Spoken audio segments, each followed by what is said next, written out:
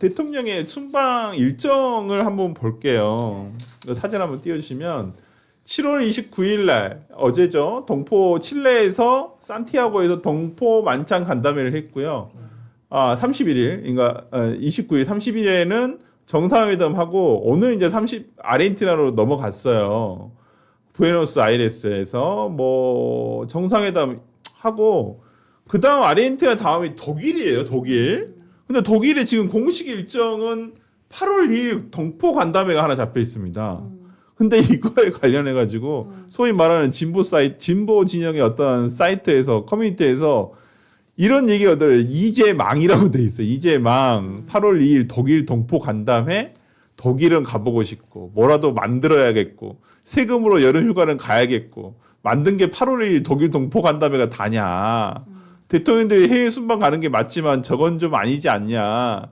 독일 대통령 만나는 것도 아니고 주식장 투기판 만든 누구 데리고 다니면서 재미지냐. 이게 보수 진영 유튜브가 아니 커뮤니티가 아니라 진보 진영 커뮤니티예요. 독일에 가서는 뭐 정상회담이 없는 거죠? 아직까지는 없는 걸로 돼 있습니다. 아니 뭐 자기가 패치김 선생님도 아니고 독일에 무슨 위로 공연을 간 것도 아니고 말이죠. 지금 전 이거 처음 봤는데 이해가 정말 안 됩니다. 아니 이런 건 어떻게 된 거예요? 권영세 때 옛날 청와대에 계셨으니까 그 옛날에 문재인 대통령이 거의 이제 임기 마지막에 이제 미국을 갔다가 하와이를 찍고 옵니다. 그러니까 그거 가지고 진짜 논란이 많았거든요. 사실 하와이라는 곳이 관광지잖아요. 그렇죠. 그렇기 때문에 그리고 하와이에서 딱히 한 것도 없었어요. 그래서 정말 마지막으로 여행하고 오는 거 아니냐라는 논란이 굉장히 많았습니다. 근데 저는 지금 이게 하와이보다 더 심각하다고 봐요. 독일은요. 아예 대륙도 다르거든요. 그리고 심지어 다른 일정도 없어요. 동포 간담회를 통해서 우리가 어떤 외교적인 이익을 취할 수 있는 것도 아니거든요.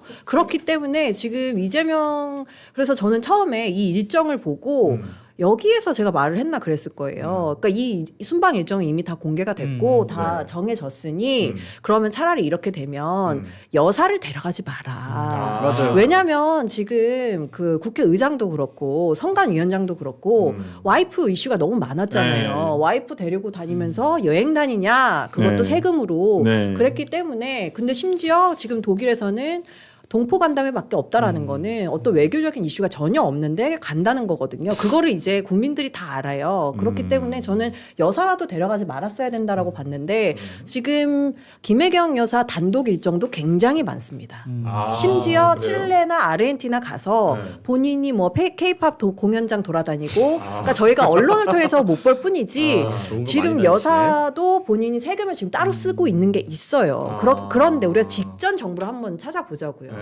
그때 김건희 여사가 이제 순방 가서 개인 일정 갖는다고 얼마나 비판을 받았습니까? 그러니까 저는 지금 이게 부각이 되지 않았을 뿐이지 지금 청와대 또한 이 순방으로 인해서 저는 정무위나 이런 곳에서 좀 제대로 된 좀 정보를 청구를 하셔가지고 순방의 성과가 무엇이냐는 한번 따져봐야 된다. 그래서 거기에 대한 비판은 저는 정확하게 해야 된다라고 봅니다. 그렇죠. 아니 자기가 무슨 아이돌도 아니고 아니 이거 팬미팅 하러 다니는 느낌이 좀 들어요. 동포 간다면 솔직히 팬미팅 아닙니까?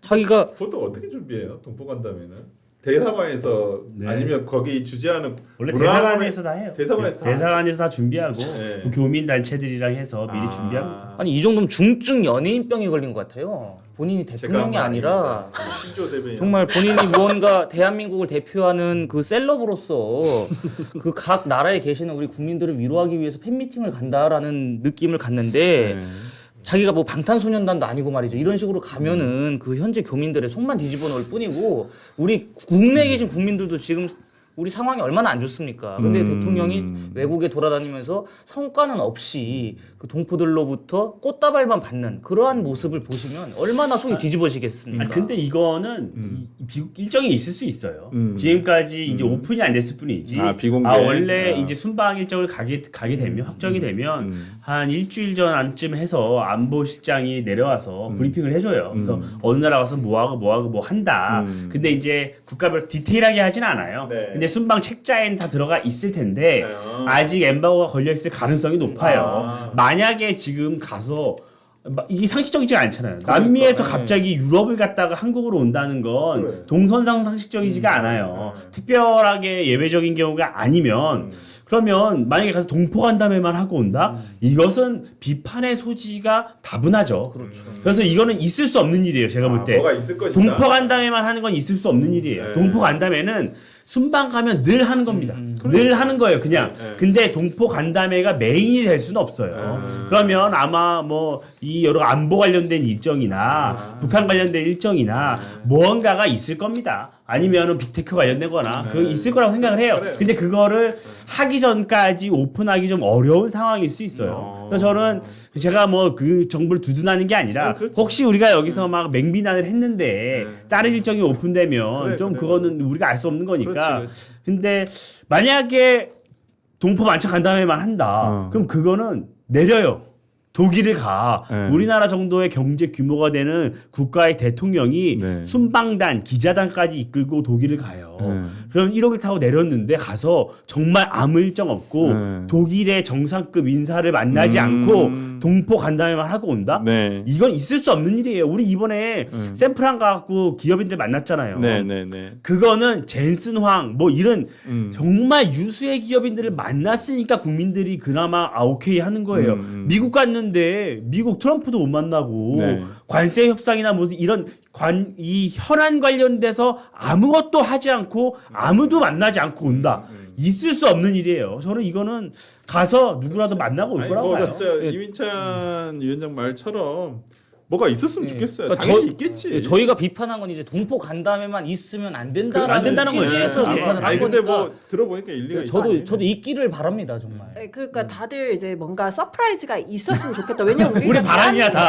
대한민국 국민이기 때문에 대한민국 대통령이 그래도 그거 정말 독일까지 갔는데 그런 일만 있으면 안 되기 때문에 그런 얘기를 하시는 거잖아요. 근데 저는 과연 그 AI 샌프란시스코 뭐 서밋이라고 하는 그만큼의 임팩트가 있는 서프라이즈가 있을까? 전 없다고 보거든요. 약간 뭐 러시아 우크라이나 전쟁이나 아니면 뭐 중동 전쟁 관련해 가지고 뭐가 있나? 약간 독일이 약간 그쪽에 근데 관여가 돼 뭐 있으니까. 저는 이제 뭐 이런 분석들이 합리적인 분석이라고 생각을 하는데 원래 집에서 미움받는 아빠는 밖으로 돌기 마련이에요.